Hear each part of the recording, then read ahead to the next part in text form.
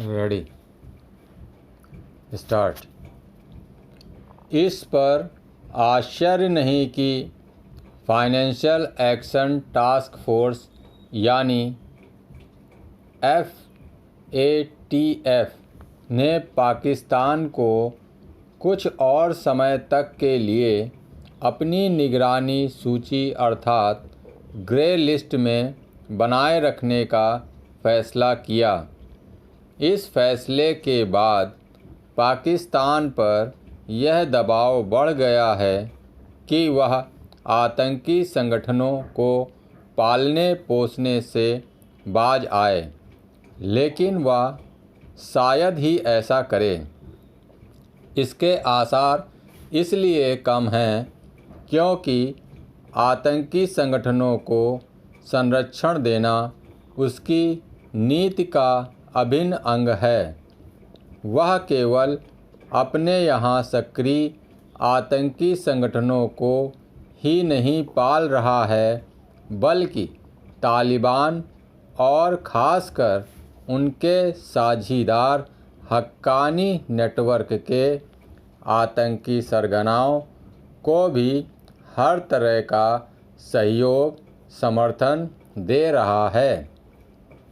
यदि इस आतंकी गुट के कई सरगना तालिबान की अंतरिम सरकार में महत्वपूर्ण पदों पर काबिज हो गए तो पाकिस्तान के समर्थन से ही एक ऐसे समय जब पाकिस्तान संरक्षण हासिल करने वाले हक्कानी नेटवर्क के सरगना आत्मघाती हमलों की वाहवाही कर रहे हैं और पाकिस्तान में ठाठ से रह रहे मसूद अज़हर, दाऊद इब्राहिम, हाफिज़ सईद सरीखे आतंकियों के खिलाफ कोई कार्रवाई नहीं हो रही है, तब फिर यह उम्मीद किस आधार पर की जा रही है कि आने वाले समय में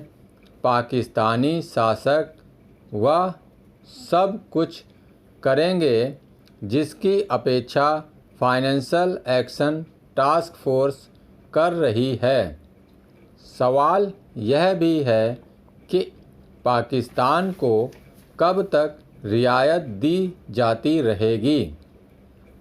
वास्तव में यह वह सवाल है जिसे भारत को फाइनेंशियल एक्शन टास्क फोर्स के साथ अन्य वैश्विक मंचों पर बार बार रेखांकित करना चाहिए। भारत को पाकिस्तान पर नए सिरे से अंतर्राष्ट्रीय दबाव बढ़ाने के लिए इसलिए भी सक्रिय होना चाहिए क्योंकि एक तो उसकी कठपुतली माने जाने वाले अफ़गानिस्तान में काबिज हो गए हैं और दूसरे यह बात सामने आई है कि हाल में बांग्लादेश में हिंदुओं पर जो भीषण हमले हुए उनके पीछे भी पाकिस्तान का हाथ है। बांग्लादेश के गृह मंत्री ने इन हमलों के लिए अपने यहाँ उन कट्टरपंथी संगठनों को दोषी ठहराया है जिनका संबंध पाकिस्तान से है।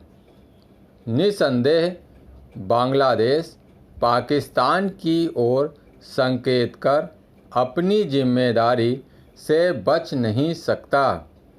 उसे हिंदुओं को चुन चुन कर निशाना बनाने वालों के खिलाफ कठोरतम कार्रवाई करनी होगी।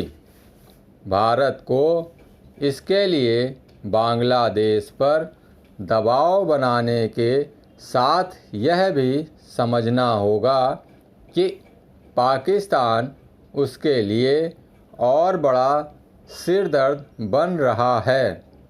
यदि पाकिस्तान और बांग्लादेश में भारतीय हितों के खिलाफ काम करने के साथ कश्मीर में आतंकवाद को नए सिरे से हवा दे रहा है, तो इसका अर्थ है कि भारत को उसके विरुद्ध अपनी रणनीति पर नए सिरे से विचार करना होगा।